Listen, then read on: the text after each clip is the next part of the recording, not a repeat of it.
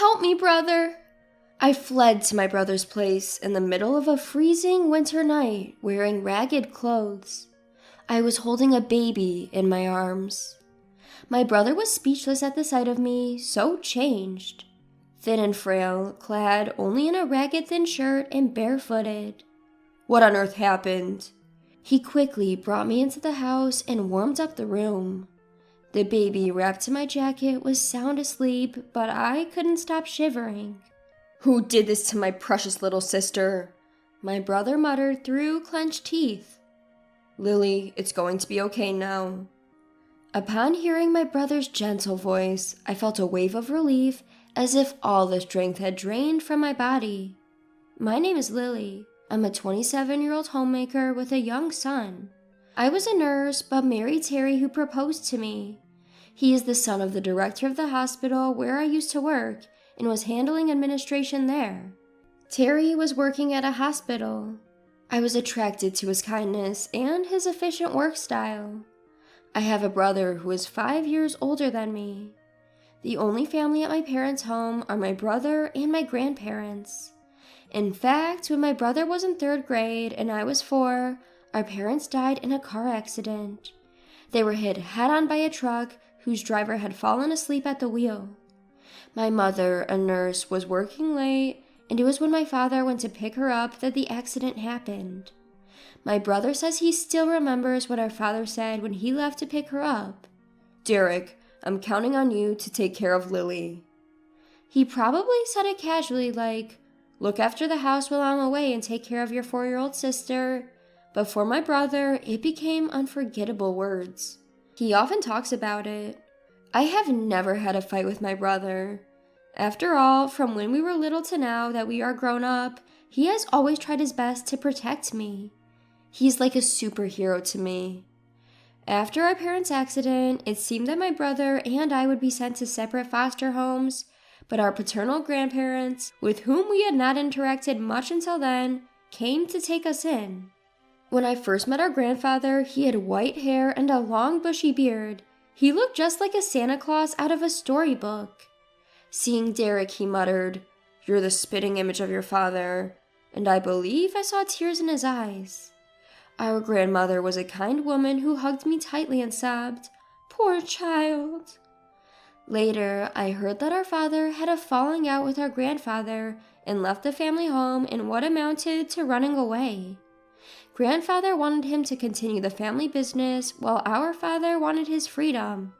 Neither of them would yield, and they ended up parting on bad terms without keeping in touch. So Derek and I ended up moving to our grandparents' house, nestled in the rural mountains. Our grandfather was a renowned potter. His work was famous, and a single teacup could go for several thousands of dollars. Thanks to this, Derek and I were brought up without any financial difficulties. Our grandfather was stubborn, hated dishonesty, and dedicated himself completely to his work. Our grandmother was incredibly kind. Even though our parents were no longer with us, under the watchful eyes of our grandparents, we grew up happily. Derek went off to a prestigious university in the city, while I attended nursing school. We both had the chance to follow our dreams. But then our grandmother's health deteriorated. Derek, who had been working in the city, returned home. I wanted to return too, but as I was still a student, Derek advised against it. Derek has always been interested in our grandfather's work, but has been firmly told to follow his own path, which led him to attend university. I think our grandfather must have regretted forcing our deceased father to continue the family business, and didn't want his grandchildren to go through the same thing. However, Derek insisted on being taught pottery by our grandfather. He had always been handy, so pottery was a good fit for him. Besides, Derek was good at everything: academics, sports, and he was popular amongst his friends. He was truly a superhero. He took care of our sick grandmother while learning the trade from our grandfather. After I graduated from nursing school, I started working as a nurse. That's when I was proposed to by Terry, and we got married. We had a grand wedding, and the joyous smiles of Derek and our grandfather are what I remember the most. Derek brought pictures of our parents to the wedding. "We all just want you to be happy, Lily, including our late mom and dad," he said, shedding tears openly. Our grandmother, who was too ill to attend the wedding, cried tears of joy when she saw the video of the ceremony. I was truly blessed with a great family. I quit my job as a nurse, moved into my husband Terry's family home, and began to support him as a full-time homemaker. We had a child, my husband was kind, and we were living a happy life. But then, until that time, my life had seemed all smooth sailing.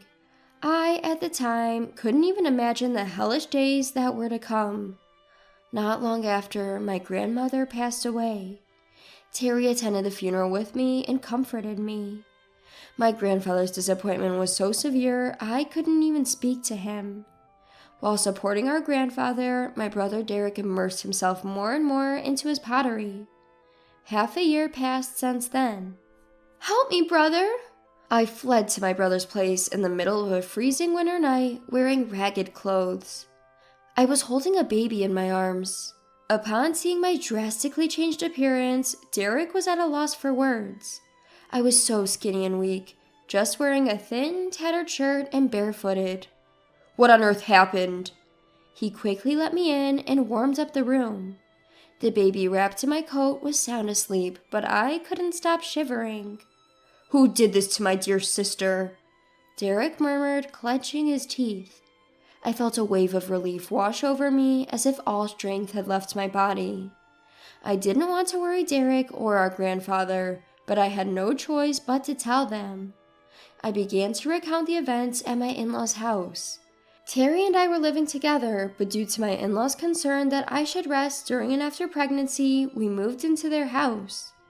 My in-laws were both remarried, and Terry was the stepson of my mother-in-law. They seemed like a genuinely close family. I was happy that I and my child could become part of this family. My father-in-law was kind to me. He told me to make yourself at home, and I really appreciated his kindness. Since I had no father, his kindness was even more precious to me. However, my mother-in-law seemed not to like this. "You're flirting with my husband, aren't you? You disgusting woman," she suddenly began to say. She started harassing me when my father-in-law was not around. "You're an uneducated child with no parents. You don't qualify as a wife. We are not of the same status." As she says, not just verbally abusing me, but also causing physical harm, like spilling boiling water from a pot towards me, finding pins in my meals, and even trying to push me down the stairs. It was life-threatening.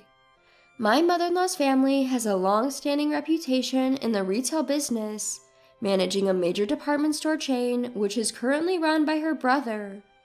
"Your background is miles apart from mine, you know. I can't blend with someone who grew up in poverty," she says, looking down on me. And then a situation arose that added to my troubles. With a shortage of staff in the hospital, I, a former nurse, would often be called in to help, working alongside my husband, Terry. I noticed something quite unsettling during this time. Terry, being the son of the hospital director, was seen several times reprimanding the nurses in an unreasonable manner. "Move quicker. You're a nurse getting paid, aren't you? Don't slack off just because my father is lenient. Once I take over this hospital, I won't be so forgiving. How many times do I have to tell you? Order the supplies in advance. They're not cheap, you know. Don't take running a hospital lightly." Such unreasonable remarks towards the nurses who are working hard for the patients. "Terry, don't you think that's too harsh? Everyone here is trying their best," I interjected, which he didn't take too kindly. In front of the other nurses, he flew off the handle, furious that I had stood up to him. Since then, Terry became distant towards me. Perhaps it was also influenced by my mother-in-law, who had been telling me from the start that, "You're too soft on your wife. She's taking you for granted." While my father-in-law was still well, he couldn't be openly hostile or abusive in front of him, but then my father-in-law felt seriously ill and became bedridden. When it rains, it pours. My mother-in-law seized the opportunity and made me take care of all the chores, treating me like a housekeeper. I was extremely busy, carrying my son on my back, cooking, doing laundry, and cleaning. Even in front of my father-in-law, my mother-in-law began to mistreat me, but my weakened father-in-law was unable to stop her. "Please don't speak to Lily that way," he would say, to which she would retort, "Here you go again, defending that woman, and you can't even do anything with your frail body. Oh, how I wish you were gone." And she would spew venom at my sick father-in-law. I endured it for the sake of my son and father-in-law.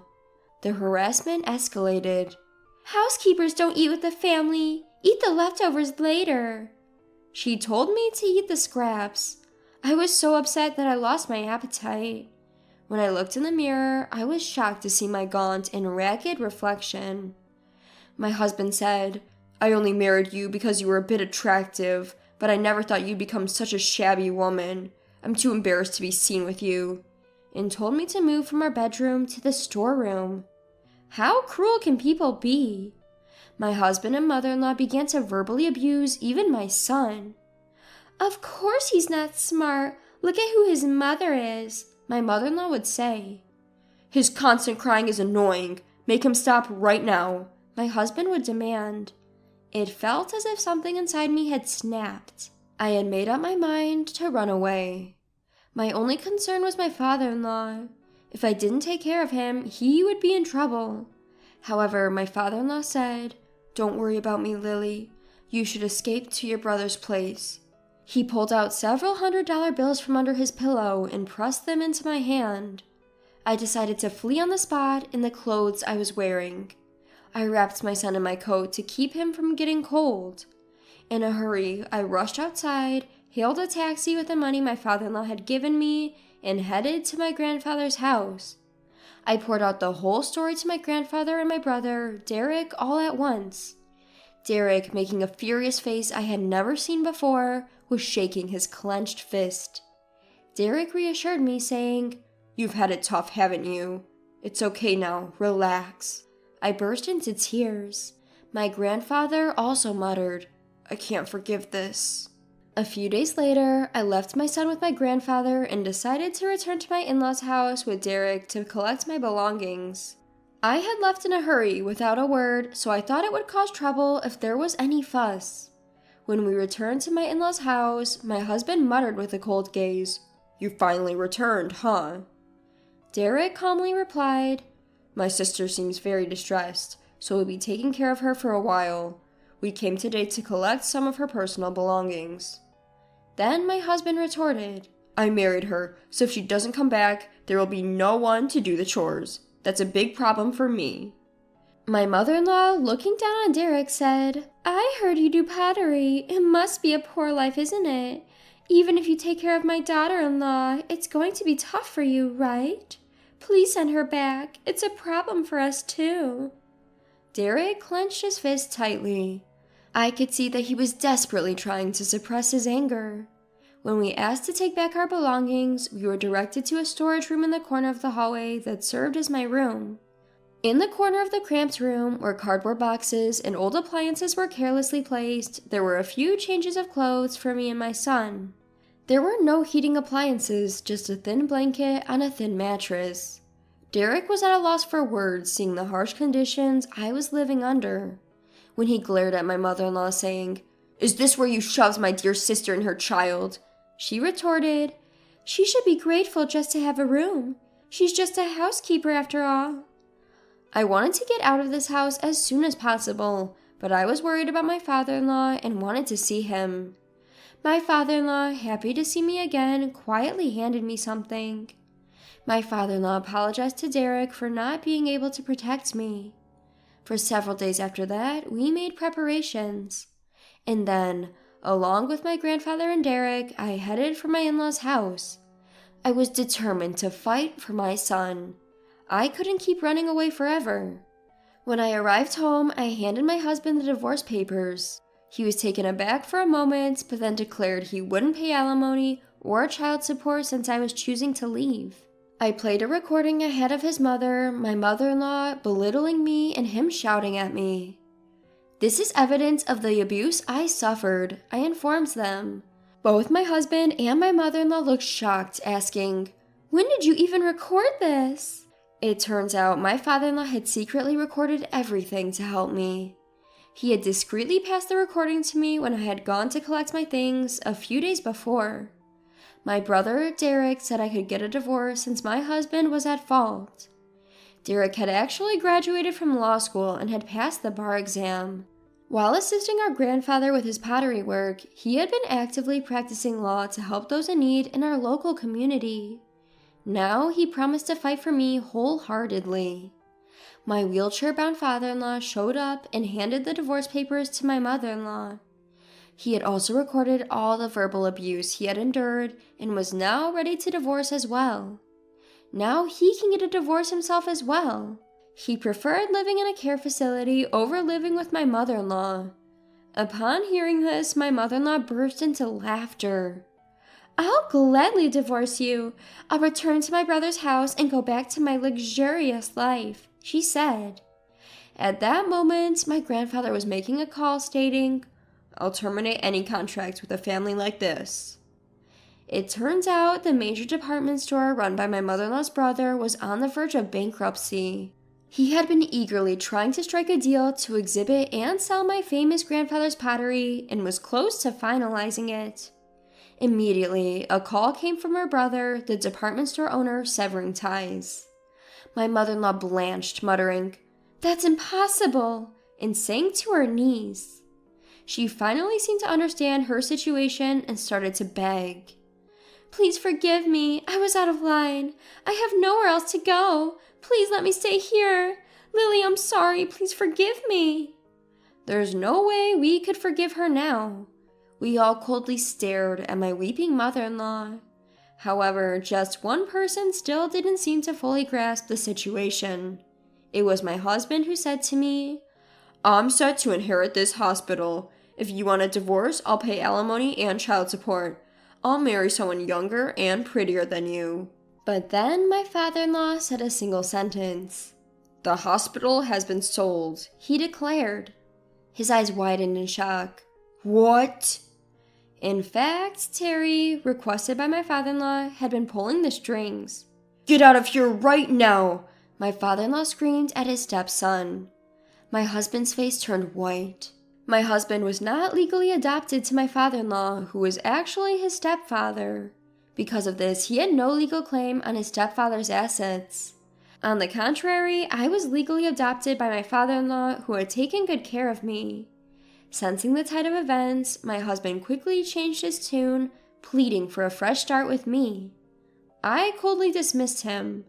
Afterwards, me and my son were doted on and enjoying life at my grandparents' house. He now cried less often. He spent his time playing in nature, finding flowers and insects. My in-laws divorced. The audio tape proved crucial, establishing the fault of my mother-in-law. According to common acquaintances, my mother-in-law and husband are now living at a small rented apartment. Their attempts at finding new jobs haven't gone well, and they seem to be getting by on part-time work. Their days are filled with endless quarrels, each blaming each other for their current situation. My grandfather is living comfortably in a high-end senior home, and my son and I visit him often. Terry, as always, continues to work with pottery under my grandfather's guidance. My mother-in-law's brother, who wasn't at fault, held the pottery exhibition at the department store.